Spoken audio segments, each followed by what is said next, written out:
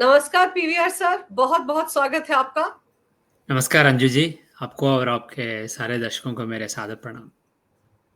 सादर प्रणाम। PVR sir, अभी हाल ही में आप देखें कि 2 दिन में किस तरीके से शांत क्षेत्र लेह लद्दाख में अचानक से हिंसा भड़क उठी। फिर आप देखिए कि पूरे देश में अलग अलग जगहों पर आई लव मोहम्मद के पोस्टर लेकर लोग सड़कों पर उतर आए और उसके बाद किस तरह का हंगामा हुआ सबने देखा। बरेली का कांड भी देखा। तो ये जो मौजूदा समय है इसमें भारत की कुंडली क्या कहती है आपके हिसाब से? ये ऐसा नाजुक वक्त है भारत के लिए। लॉन्ग टर्म पर्सपेक्टिव से देखें तो भारत भारत की कुंडली बहुत अच्छी दशा को दिखलाता है। भारत में जो प्रोग्रेस है वो इसी तरह चलता रहेगा। और भारत भारत का जो इकॉनमी है वो दुनिया में सबसे अग्र इकॉनमियों में चुने जाएंगे। ये बहुत अच्छा वक्त है भारत के लिए। करीब 1000 साल भारत का वक्त अच्छा नहीं था। करीब 1000 साल, अराउंड थाउजेंड एडी से शुरू होके भारत का बुरा वक्त आ गया था। अब अच्छा वक्त आ रहा है। इसलिए लॉन्ग टर्म पर्सपेक्टिव से देखें तो ये बहुत अच्छा वक्त है। मगर अगर शॉर्ट टर्म पर्सपेक्टिव से देखें, ये साल है भारत के लिए, इस साल पे फोकस करें तो ये ऐसा ऐसा साल है जो जिसमें बहुत अच्छी बातें होंगी और कुछ बुरी बातें भी होंगी। ये एवरेज, ये अप एंड डाउन ईयर है भारत के लिए। मगर एक बात मैं कह सकता हूँ, पिछले 3 सालों में भारत का अष्टम शनि चल रहा था। अष्टम भाव में भारत की जो कुंडली है, इंडिपेंडेंस चार्ट, उसमें चंद्र कर्क राशि में है और कर्क से अष्टम भाव है कुंभ राशि। और कुंभ राशि में शनि का संचार हो रहा था। और शनि मासेस को दिखलाता है। अगर शनि अष्टम में है तो कुछ बुरा बुरा हाल होगा और मास अपराइजिंग होगी। वो सब हमने देख लिया था। जो फार्मर्स प्रोटेस्ट, बाद में जो रेजलर्स जी हैं जी उनके जी। प्रोटेस्ट, कई तरहों के प्रोटेस्ट रह चुके हैं। और लोगों में भी ये पैंडमिक जो हुआ था, पैंडमिक के बाद में कुछ कुछ लोगों का मूड ठीक नहीं था। लोगों में कुछ डिप्रेशन जैसा माहौल चल रहा था। वो अष्टम शनि दिखाता है। अच्छी बात यह है कि शनि अब मीन राशि में है। कुंभ राशि से चल के वो मीन राशि में आ गया है। इसलिए जो जो भी मास में अनरेस्ट था वो अब नहीं रहेगा। मगर एक एक बुरी ट्रांसिट अब भी बाकी है। राहु राहु जी जो मीन में थे वो कुंभ में आ गए हैं। सो अष्टम राहु चल रहा है। अष्टम शनि नहीं, अष्टम राहु चल रहा है। और राहु दिखलाता है फॉरेन पावर्स को। राहु दिखलाता है कंट्रोवर्सी, स्कैंडल्स, कुछ मिशनेशंस।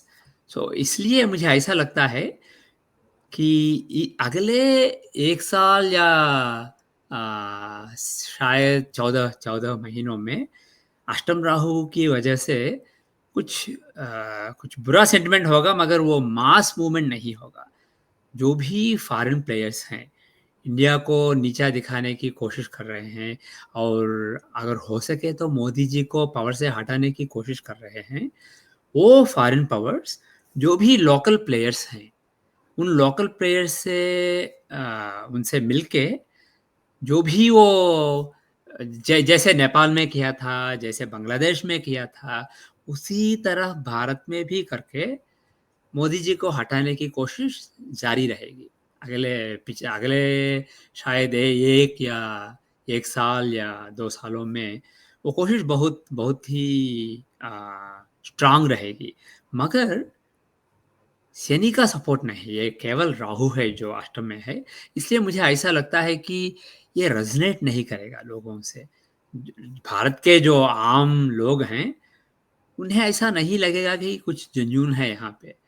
जब फार्मर प्रोटेस्ट हुआ था, शायद शायद उसके रीज़न अच्छे नहीं थे। लोगों को समझ में नहीं आया कि वो जो एग्रीकल्चरल रिफॉर्म्स बनाए गए थे, वो किस तरह किसानों के काम आएँगे, किस तरह वो अच्छे हैं, लोगों को शायद समझ में नहीं आया, मगर उस वक़्त में शायद लोग उस प्रोटेस्ट के को सपोर्ट कर रहे थे, एनफ लोग। अब मुझे ऐसा ऐसा लगता है कि जो भी हम देखेंगे, स्ट्रीट्स में लोग आके वो आई लव मोहम्मद के पोस्टर लेके प्रोटेस्ट करना, या लद्दाख और लेह में अ, इंडिपेंडेंट स्टेट बनाने की जो भी प्रोटेस्ट चल रहा है, ये सब आप लोगों को देखेंगे स्ट्रीट्स में, मगर ये सब दिखावा है, ये सब बेसिकली मैनिपुलेटेड है, ये सब मैनेज्ड शो है। मगर आम लोग भारत में जो हैं, उन्हें इससे कुछ भी फ़र्क नहीं पड़ेगा। वो ऐसा नहीं समझेंगे कि ये जेन्युइन है, ये ऑथेंटिक नहीं लगेगा लोगों को, ऐसा मुझे लगता है भारत की कुंडली को देख के। मगर एक बात भी है, अगले 2 साल, पर्टिकुलरली 1 साल में इस तरह की कोशिश बहुत ही स्ट्रॉन्ग रहेगी, मोदी जी को हटाने की, और एक एक ऐसा गवर्नमेंट जो प्रो चाइना है या प्रो यूएस है, उस तरह के गवर्नमेंट को जो भारत के इंटरेस्टों को नज़रअंदाज करके फॉरेन प्लेयर्स के साथ मिलजुल के भारत के खिलाफ कुछ निर्णय लेने को मजबूर होगी।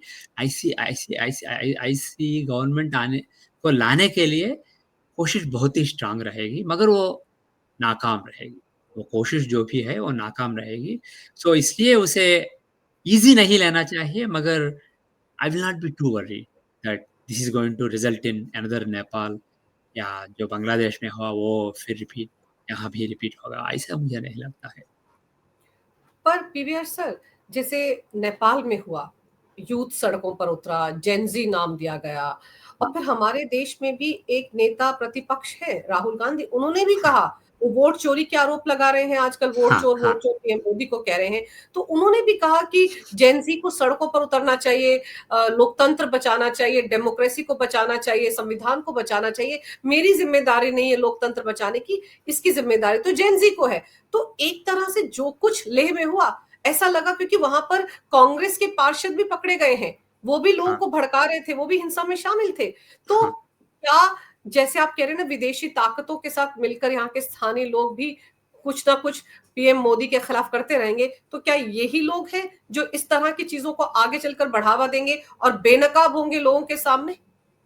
मुझे ऐसा लगता है कि वो बेनकाब होंगे, इसलिए क्योंकि ये जो वक़्त है, ये राहुल गांधी जी के लिए अच्छा नहीं है, कांग्रेस के लिए अच्छा नहीं है, और भारत की कुंडली को देख के ऐसा लगता है कि जो भी प्रयत्न चालू होंगे, भारत को डिस्टेबलाइज़ करने करने के लिए और मोदी जी को हटाने के लिए, जो भी प्रयत्न जारी रहेंगे, वो असफल रहेंगे। इसलिए सारे सारे फैक्टर्स को देख के मुझे ऐसा लगता है कि जो भी राहुल गांधी जी और वो सोनम वांगचुक जी लड़क में जो भी वो कर रहे हैं, वो सफल नहीं होगा। वो बेनकाब होंगे। लोगों को पता पता चलेगा कि ये ऑथेंटिक नहीं है, ये जेन्युइन नहीं है। वो जो भी फ़ॉर्मूला बांग्लादेश में चला था, जो भी फ़ॉर्मूला नेपाल में चला नेपाल। था, वो उसी फ़ॉर्मूला को यहाँ भी यूज़ करने की कोशिश कर रहे हैं। मगर फ़ॉर्मूला फ़ॉर्मूला एक ही है, मगर इंग्रीडिएंट्स डिफरेंट हैं। जो भी यहाँ के लोग हैं, यहाँ के नेता लोग हैं, जो इसे बढ़ावा दे रहे हैं, उनका अलग ही सीन है। जो भी नेपाल में हुआ था, वो सिचुएशन अलग है, जो बांग्लादेश में हुआ था, वो सिचुएशन अलग है, मगर जो भारत में हो रहा है, वो सिचुएशन अलग है। और एक और बात है, नेपाल और बांग्लादेश में जेन्युइन असंतृप्ति रही थी, पिछले कुछ सालों से। नेपाल में लोगों को जो जंजी है, नॉट ओनली जंजी मगर सारे लोगों को ऐसा लगता है कि कुछ गलत हो रहा है हमारे हमारे हमारे देश में। मगर भारत में वो भी भावना कुछ लोगों के मन में होगी, मगर मेजॉरिटी लोगों के मन में ऐसा फीलिंग होगा कि भारत अच्छे डायरेक्शन पे चल रहा है। आखिर कई साल सफ़र होने के बाद अच्छा सफ़र शुरू हो गया है। भारत अच्छे डायरेक्शन पे चल रहा है, इसलिए वो जो भी वो कर रहे हैं, of course some supporters always will be there, कुछ सपोर्टर्स रहेंगे। जो समझेंगे कि राहुल गांधी एक अच्छे नेता हैं और वो एक अ, अच्छे काम में लगे रहे हैं, जो भी वो कर रहे हैं वो जेन्युइन है, ऐसा लगेगा। मगर मुझे ऐसा लगता है, मेरे हिसाब से वो माइनॉरिटी रहेंगे, वो लोग माइनॉरिटी होंगे, मेजॉरिटी लोग रेजोनेट नहीं कर पाएंगे।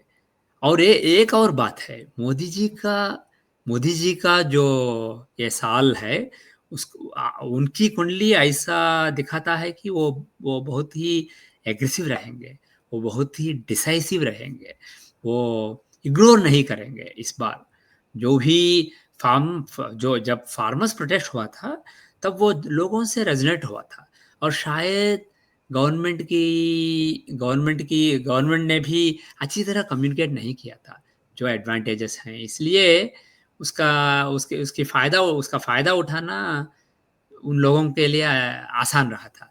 मगर अब लोग, people are on the same page, और जो भी असंतृप्ति थी देश में, वो 2024 में इलेक्शंस में दिखाई दिया, और people have a regret now कि हमने गलत किया है, हमने जो मेजॉरिटी देना चाहिए था मोदी जी को वो नहीं दे पाए हम, इसलिए the general sentiment is likely to be for him, और वो भी वेरी डिसाइसिव एक्शन लेंगे। जो भी फॉरेन पावर्स के साथ मिलके देश देश देश में लोगों को भटकाने की कोशिश कर रहे हैं, वो पकड़े जाएंगे, उनको एक्सपोज किया जाएगा, उनको पनिशमेंट मिलेगा। इस तरह एग्रेसिवली एक्ट करने से जो भी वो करना चाहते हैं वो नाकाम रहेगा। और अभी जिस तरह से हम देख रहे हैं पीवीआर सर कि अमेरिका और पाकिस्तान के बीच दोस्ती एक अलग लेवल पर पहुंच गई है। अभी यूएन में आप देखिए कैसे गुणगान कर रहे थे शहबाज शरीफ, डोनाल्ड ट्रंप का मैन ऑफ पीस बता रहे थे, झूठ पे झूठ बोल रहे थे कि हमने तो ऑपरेशन सिंदूर जीत लिया, युद्ध भी जीत लिया भारत से, अब हम शांति में रहना चाहते हैं। और सऊदी के साथ भी इन्होंने डील की अमेरिका के कहने पर पाकिस्तान ने। तो ये सब चीजें भारत के लिए कितनी नुकसानदेह लगती हैं? और ये जो दोस्ती है पाकिस्तान और अमेरिका की, क्या ये लॉन्ग टर्म है? बिल्कुल लॉन्ग टर्म नहीं है, ये सब दिखावा है। मैं बहुत ही कॉन्फिडेंस के साथ कह सकता हूँ कि ये सब दिखावा है। जो भी हम अब देख रहे हैं, वो कोलैप्स होने वाला है, जल्द जल्द ही जल्द। एक एक एनालॉजी देना चाहूँगा, एक उदाहरण। अगर आप रणबीर कपूर की एक मूवी है राजनीति, नजीरुद्दीन शाह, मनोज बाजपेयी, वो सब उसमें शामिल थे। उस मूवी में एक ऐसा सीन है, उसका नाम बाबूलाल या बाबूराम है, जो मनोज हम्म। बाजपेयी के साथ काम करता है। उसे लाके उसे बहुत ही गौरव देता है रणबीर कपूर और नजीरुद्दीन शाह। वो उसे ऐसा लगता है कि ओ मुझे बहुत गौरव देते हैं, मगर उसे मार डालते हैं, उसे यूज करके मार डालते हैं।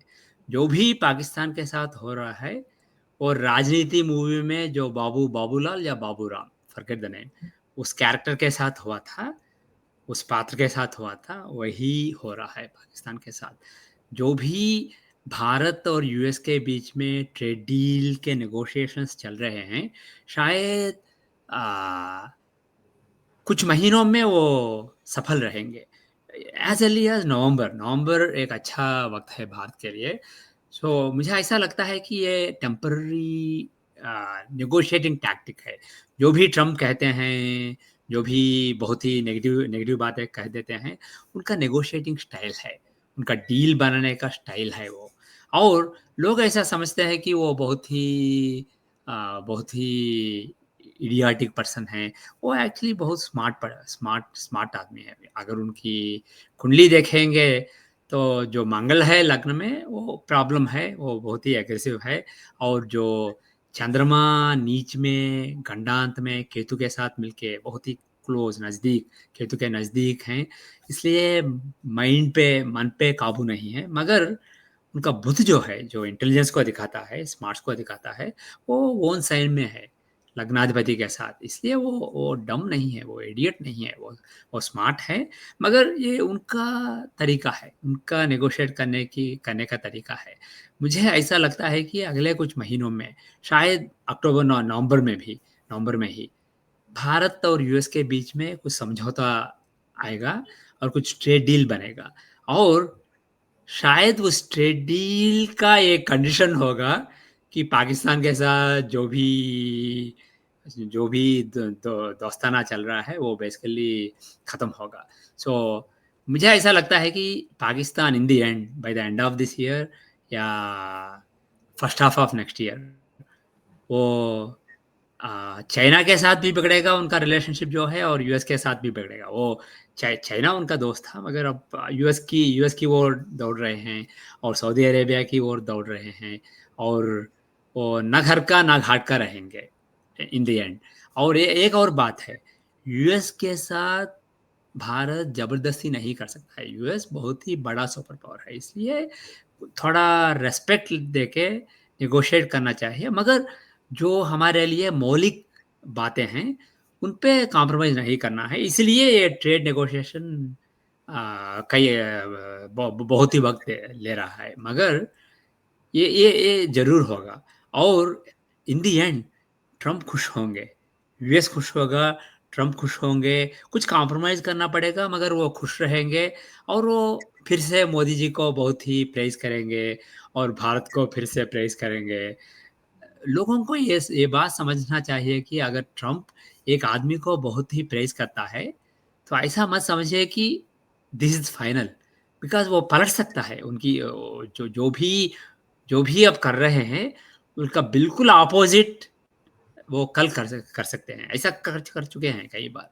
इसलिए मुझे ऐसा लगता है कि भारत और यूएस के बीच में जो दोस्ती है, वो चालू रहेगा, और ये जस्ट स्पीड बम्प है। जो भी हो रहा है पिछले कुछ महीनों से, ये सिर्फ़ स्पीड बम्प है, और जल्द ही जल्द सब ठीक हो जाएगा। और जो अब रही बात सऊदी अरेबिया की। सऊदी अरेबिया एक एक पावरफुल नेशन है, मगर यूएस जैसा नहीं। अगर आप भारत और सऊदी अरेबिया को कंपेयर करते हैं, तो वो वेल्दी नेशन है, मगर भारत जैसा नहीं, और मिलिट्री स्ट्रेंथ में तो और कंपैरिजन ही नहीं है। इसलिए सऊदी अरेबिया के साथ कुछ भारत एग्रेसिव हो सकता है। सो एक और बात, लोग समझते हैं कि वो सऊदी अरेबिया, बिकॉज़ द जो भी डील हुआ था, जो भी एग्रीमेंट साइन हुआ था, वो सिर्फ़ ये कहता है कि पाकिस्तान पे अटैक सऊदी अरेबिया के खिलाफ अटैक के बराबर है। So what? अगर कोई आप पे अटैक करता है, तो आप क्या करेंगे? वो बात नहीं है उस एग्रीमेंट में। सऊदी अरेबिया ऐसा नहीं कहता है, ऐसा नहीं कमिट किया है कि हम आके डिफेंड करेंगे, हमारी आर्मी को भेजेंगे, हम भारत पे युद्ध की घोषणा करेंगे, ऐसा कुछ नहीं लिखा है। वो कहेंगे या ये हम पे अटैक करने के बराबर है, तो सो व्हाट? तो क्या? So really this is an empty promise. ये जो भी लोग उसका बहुत ही सीन खड़ा कर रहे हैं, बहुत ही ये सिर्फ़ दिखावे की बात है। इसमें कोई सब्सटेंस नहीं है। इसलिए सीरियस लेने की ज़रूरत नहीं है, मगर एक उदाहरण बनाना चाहिए। इसलिए मुझे ऐसा लगता है कि भारत आने वाले हफ्तों में या महीना या 2 महीनों में, Bharat behind the scenes, there is no need to make a scene. So behind the scenes Saudi Arabia के साथ अपना जो डिस्प्लेज़र है, उसे सऊदी अरेबिया को बना के वहाँ भी जो भी माहौल है वो ठीक करेगा भारत। इसलिए पाकिस्तान सऊदी अरेबिया पे बैंक नहीं कर सकता है। वैसे ही जो भी एग्रीमेंट था उसमें कुछ नहीं था, मगर वो भी कोलैप्स हो जाएगा। और जो यूएस के साथ है, वो यूएस को चुनना पड़ेगा, भारत और पाकिस्तान के बीच में चुनना पड़ेगा ट्रेड डील के लिए, और भारत को चुनेगा। और स्लोली पाकिस्तान को, लाइक वी से in English, Pakistan will be thrown under बस। और और ये बात रही चीन की। चीन के इंटरेस्ट में है पाकिस्तान को स्ट्रेंथन करके भारत के खिलाफ भड़काना चीन के इंटरेस्ट में है। मगर भारत यूएस के साथ डील करके भी जो ब्रिक्स का अलायंस है, उसको जारी रखेगा, और चाइना को ऐसा दिलासा देगा कि हम बेसिकली बहुत ही अच्छे दोस्त हैं, और हम सब मिलके, रशिया, चाइना, इंडिया, सब मिलके एक यूएस डॉलर के खिलाफ एक कॉमन करेंसी को खड़ा कर देंगे, जो यूएस को हिला देगा आने वाले सालों में। ये गेम जो है भारत अभी खेलना शुरू किया किया है भारत ने, और उसे जारी रखेगा, और उसे उसे उस कार्ड को यूज़ करके चीन को कंट्रोल में रखेगा भारत। इसलिए चीन भी पाकिस्तान से बेसिकली डिवोर्स ले लेगा। Not complete but basically almost like a divorce, living separately. So so Pakistan के जो तीन बड़े दोस्त हैं अभी, यूएस, जी। चीन और सऊदी अरेबिया, वो सब उन्हें डेजर्ट कर देंगे। इसलिए मुझे एक और बात है, पिछले कुछ महीनों में पाकिस्तान की कुंडली को देख के मुझे ऐसा लगता है ये बहुत ही खराब वक्त था उनके लिए। इसलिए अगर आप जो भी वो दिखाते हैं वो ऊपर में, उसे देख के आपको ऐसा लग सकता है कि ओह बहुत अच्छी बातें हो रहे हैं उनके साथ, मगर कुछ बहुत खराब चल रहा है देश के अंदर। और लीडरशिप, जो भी लीडरशिप है, देश का लीडरशिप, आर्मी का या पॉलिटिकल लीडरशिप है, कुछ खराब हो रहा है। हमें पता नहीं है अभी अभी, शायद कुछ महीनों के बाद पता चलेगा। ये ऐसा साल है, अगस्त 2025 को लेके से शुरू होके अगस्त 2026 तक का जो वक्त है, ये पाकिस्तान के लिए बहुत बुरा वक्त है। और इस साल में लीडरशिप का कुछ ठज़ुल हो सकता है। जो भी प्राइम मिनिस्टर हैं, वो उनको रिमूव करके और कोई आ सकता है। आर्मी लीडरशिप के लिए भी कुछ प्रॉब्लम है, इसलिए ये बहुत ही खराब वक्त है। मगर ऐसा लगता है कि वो Pakistan is making great deals with everyone, Pakistan का के साथ बहुत अच्छा हो रहा है। मगर ये सब ये सब बेसिकली एक नकाब है, ये रियलिटी नहीं है, और रियलिटी हमारे सामने आ जाएगा आने वाले महीनों में। पर पीवीआर सर, जैसे आप कह रहे हैं ना, पाकिस्तान के अंदर सब ठीक नहीं चल रहा है। आप देखो ना, पीओजेके में क्या हो रहा है। वहां पर हम्म, लोग सड़कों पर उतर आए हैं कि हमको तो आजादी चाहिए पाकिस्तान से। और हमारे डिफेंस मिनिस्टर राजनाथ सिंह ने भी कहा था कि हमको तो जंग करने की जरूरत ही नहीं है, खुद ब खुद हाँ, पीओजेके हमारे साथ आ जाएगा। और हाँ, फिर आप ये देखो कि खैबर पख्तूनख्वा में क्या किया, पाकिस्तान की आर्मी ने अपने लोगों पर बम बरसाए, 50 से ज्यादा महिलाएं और बच्चे मार हाँ। दिए अपने ही देश में। और फिर वहां पर बलूचिस्तान में क्या हो रहा है। तो जो ये कहा जा रहा था कि 6 टुकड़ों में बट जाएगा पाकिस्तान, क्या वो दिन आ गए हैं? वो तो ज़रूर होगा, 2028 के अंत होने से पहले ज़रूर होगा, maximum 2029। So before 2030, before the end of 2029, Pakistan एक देश नहीं रहेगा। पाकिस्तान कई कई हिस्सों में बटा जाएगा। और जो पीओजे के है अभी, जैसे आपने बताया था, वहाँ बहुत ही अनरेस्ट चल रहा है। और मुझे ये आने वाले 1-2 सालों में, या शायद आने वाले साल में ही वो भारत में शामिल हो सकता है। मगर बलूचिस्तान एक की जगह है।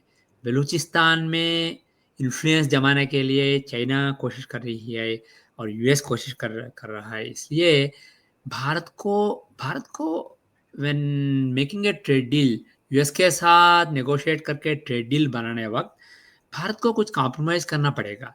बलूचिस्तान आप ले लीजिए, पीओजेके और सिंध हम ले लेंगे। उस तरह के कुछ आ, हमें अभी पता नहीं चलेगा, मगर कुछ कुछ behind the scenes deal Bharat और यूएस के बीच बनने वाला है।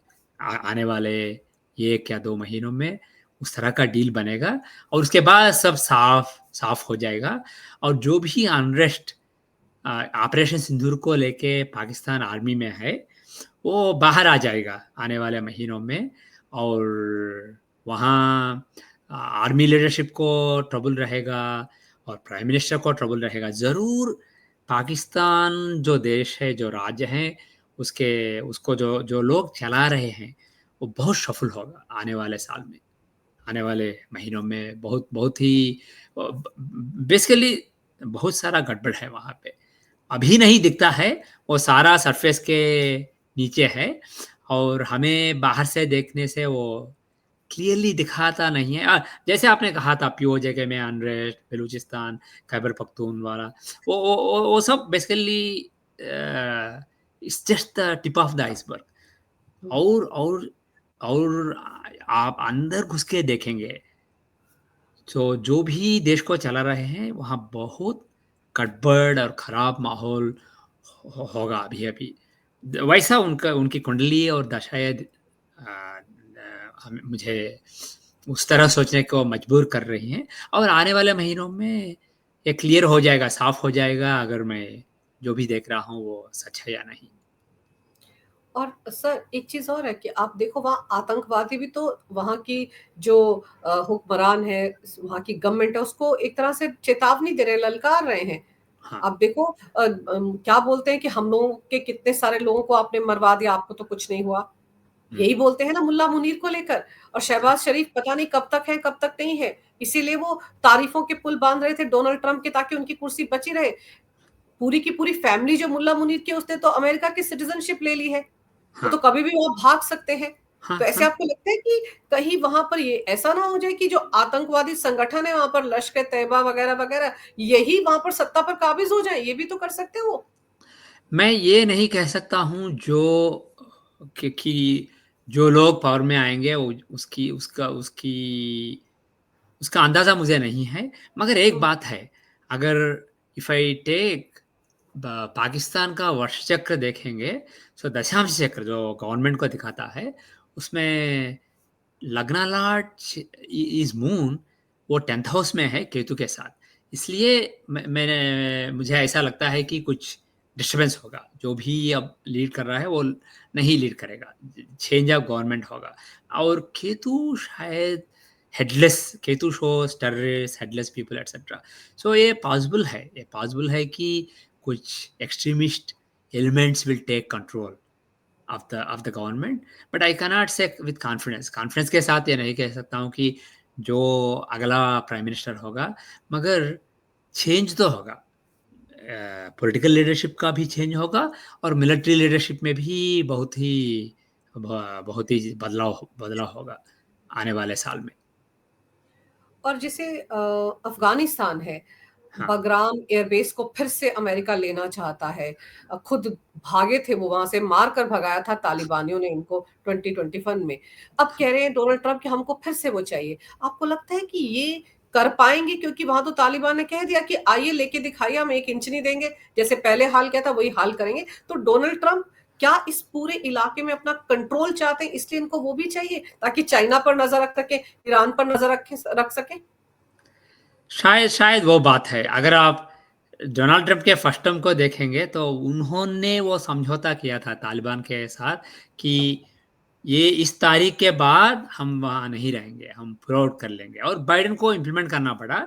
मगर जो डील हुआ था, जो समझौता हुआ था तालिबान के साथ, जो एग्रीमेंट को साइन किया था, वो थे ट्रंप उनके पहले टर्म में। अब मुझे ऐसा लगता है कि ट्रंप जब वापस आए दूसरे टर्म में, ये सेम ट्रंप नहीं है। ये मेरा मतलब ये है कि ये डीप स्टेट के इन्फ्लुएंस में है। डीप स्टेट ने उन पे जो भी लीगल केसेस थे, शायद कुछ फँसने वाले थे, इसलिए उन्हें रिलीफ़ दिया गया, और एक डील बनाया था शायद उन्होंने डीप स्टेट के साथ, और उस डील के हिसाब से उन्हें कुछ जो भी युद्ध चालू हैं दुनिया में, उन्हें उन्हें बेसिकली भड़काना चाहिए, और वो जेन्युइनली शांति चाहते थे पहले टर्म में। मगर मुझे ऐसा लगता है कि वो शांति नहीं चाहते हैं, वो युद्ध चाहते हैं, वो शांति का प्राइज़ चाहते हैं, नोबेल पीस प्राइज़, मगर शांति, एक्चुअल शांति नहीं चाहते हैं। उन्हें जो भी यूक्रेन में हो रहा है, जो भी मिडल ईस्ट में हो रहा है, वो बेसिकली उन्हें चालू रखेंगे, और उनमें इन्वॉल्व होंगे, और शायद ये भी थिंकिंग है, यूएस डीप स्टेट का ये भी थिंकिंग है कि बहुत सारे वेपन्स को डाउनलोड करेंगे, उनको उनको यूज़ करके ख़त्म कर देंगे, और वो नए नए टेक्नोलॉजी जो भी आर्टिफ़िशियल इंटेलिजेंस आ रहा है, और जो भी न्यूअर टेक्नोलॉजीज़ आर देयर, उनको उनका इस्तेमाल करके next generation of weapons develop करने के लिए ये अच्छा वक़्त है। और ऐसा भी थिंकिंग है कुछ लोगों में, कुछ इंटेलिजेंसिया में, कि जब भी एक महायुद्ध आता है, तब बेसिकली देश को बढ़ावा मिल सकता है। जो भी जिस भी स्टेट पे देश अभी है, उस स्टेट से नेक्स्ट स्टेट को छलांग मारने के लिए एक युद्ध काम आ सकता है। ऐसी इस तरह का सोच है कुछ लोगों में। इसलिए मुझे ऐसा लगता है कि जो भी मिलिट्री इंडस्ट्रियल कॉम्प्लेक्स है, जो डीप स्टेट का बहुत ही इम्पोर्टेंट हिस्सा है, वो नए वेपन्स, नए टेक्नोलॉजी को ट्रांजिशन करना चाहती हैं, और Trump is on the same page. मुझे ऐसा लगता है कि ट्रंप जी जो हैं, वो उनके साथ मिलके हैं, मिल गए हैं, उनके साथ समझौता करके मिले हैं। इसलिए अफ़गानिस्तान में कुछ कर सकते हैं, मगर हमने देखा था UK, the colonial super power United kingdom कुछ नहीं कर सका हज़ार 100-200 सालों में, और रशिया इस एक सुपर पावर कुछ नहीं कर सका, और यूएस वहाँ पे शायद 20 साल बिता के भी कुछ नहीं कर पाया। इसलिए वो अफ़गानिस्तान का जो भूमि है, उसमें कुछ ऐसी शक्ति है वहाँ पे, सो कुछ नहीं होगा, मगर शायद कोशिश तो करेंगे। और शायद जैसे आपने बताया, ईरान और पाकिस्तान की ओर नज़र है। Mainly see entire Pakistan, US does not care, is the Balochistan, is the Khyber and Balochistan, जहाँ पे कुछ मिनरल्स हैं, कुछ rare earth rare earth. Elements हैं, कुछ नेचुरल रिसोर्सेज़ हैं। उनके लिए शायद यूएस एक नज़र रखना चाहता है, इसलिए ईरान पे एक नज़र और वेस्टर्न पाकिस्तान पे एक नज़र रखने के लिए वो कर सकते हैं। और एक बात और है, मैंने कई साल पहले कहा था कि अफ़गानिस्तान, उनका कर्म ऐसा है कि आने वाले 20-30 सालों में शांति की संभावना नहीं है, वो जलता रहेगा। पर ये जो अभी के हालात हैं जिनमें कि कहाँ तो बात यूक्रेन युद्ध रोकने की हो रही थी, कितनी अलास्का में कैसे मुलाकात की थी पुतिन के साथ, और अभी तक उस पर कुछ बात ही नहीं हो पा रही है। रोज़ नई-नई धमकियाँ डोनाल्ड ट्रंप दे देते हैं रशिया को। अब फिर से खबरें आ रही हैं कि मिलेंगे दोनों, तैयार हैं दोनों मिलने के लिए। आपको लगता है कि इस साल के आखिर तक ये युद्ध रुक सकता है? अगर मैं सिर्फ ज्योतिष के हिसाब से कैलकुलेट करूं, तो मुझे ऐसा लगता है कि अगस्त 2025 और अगस्त 2026 के बीच में ये जो साल है, इस साल में शांति की कुछ संभावना है, शांति पॉसिबल है इस साल में। और शायद जेलेंस्की को अपना अपना कुर्सी छोड़ देना पड़ेगा, और कोई आएगा उनकी उनकी जगह लेने के लिए, मगर शांति की संभावना है। If I were to guess, my best guess would be March 2026। तब बृहस्पति ग्रह जो है, वो स्टेशनरी रहेंगे, वो मिथुन राशि में स्टेशनरी रहेंगे अराउंड 21 डिग्रीज के आसपास। और यूक्रेन के इंडिपेंडेंस चार्ट में लग्न धनुर्लग्न है, और उसी डिग्री पे, सो लग्नेश बृहस्पति लग्न को देख रहे हैं, वो बहुत ही अच्छा वक्त है उनके लिए। सो मुझे ऐसा लगता है कि अराउंड मार्च टाइम फ्रेम कुछ कुछ कुछ हो सकता है। और अगले कुछ महीनों में ये हॉट एंड कोल्ड ब्लो करते रहेंगे डोनाल्ड ट्रंप। जो भी धमकियाँ देते हैं, वो कभी-कभी उनका एक यूनिक सा नेगोशिएटिंग स्टाइल है वो। वो वो बेसिकली उसी तरह की बातें करना वो जानते हैं। उनके उनके उनके मन को जो लगता है वो ही करते हैं। और जो भी लोग उनके साथ रहे थे पहले टर्म में, करियर पॉलिटिशियंस, स्टैंडर्ड रिपब्लिकन्स, वो अब उनके साथ नहीं हैं। जो भी उनके साथ हैं, वो उनको रोक नहीं देते हैं। जो भी वो करना चाहते हैं, वो कर देते हैं। और उनका स्टाइल है थ्रेटन करना, जो कि मंगल लग्न में है। थ्रेटन करना और इमोशनल होना, और बाद में डील बना देना। सो इसलिए धमकियाँ अपनी जगह, नेगोशिएशंस अपनी जगह, शायद बैकडोर नेगोशिएशंस अभी चालू हैं पुतिन और ट्रंप के जो ऑफिशियल्स हैं उनके बीच में। और शायद 1-2 बार और मिलेंगे। और शायद ये भी पॉसिबल है कि जब भारत यूएस के साथ ट्रेड डील बना देता है, तब यूक्रेन और रशिया का भी प्रस्ताव आता है, और शायद भारत वॉलंटियर कर देगा कि यूक्रेन और रशिया के बीच में शांति का जो डील है उसे नेगोशिएट करने में आपकी आपकी मदद करेंगे, और जो भी नोबेल पीस प्राइज़ आएगा, आप ले लीजिए, आपको क्रेडिट दे देते हैं। ऐसा ऐसा भारत कर सकता है। इसलिए आने वाले 6 महीनों में, 6-7 महीनों में कुछ ज़रूर हो सकता है। चलिए, उम्मीद करते हैं कि अच्छा ही हो यूक्रेन के लोगों के साथ अगले 6 महीने में, और पाकिस्तान के लिए तो बहुत बुरा वक़्त है। वहाँ पर तो पहले भी हमारे डिफेंस मिनिस्टर ने कहा था कि जब भी टुकड़े होंगे पाकिस्तान के, अब की बार 6 टुकड़े होंगे। तो पाकिस्तान के लिए तो अच्छा समय नहीं है, और अमेरिका उसका इस्तेमाल कर रहा है भारत पर प्रेशर डालने के लिए, डील के लिए। तो आपने सही कहा कि चाइना के साथ भी दोस्ती नहीं रहेगी आने वाले वक़्त में पाकिस्तान की, और अमेरिका के साथ भी नहीं रहेगी। उम्मीद करते हैं कि ये सब चीज़ें जैसे आपने बताई बिल्कुल वैसे ही होंगी। पीवीआर सर, आपने समय निकाला, बहुत ही महत्वपूर्ण जानकारी मेरे दर्शकों को दी। आपका बहुत-बहुत धन्यवाद। नमस्कार, भारत माता की जय हो, वंदे मातरम, जय श्री राम। नमस्कार, जय श्री राम।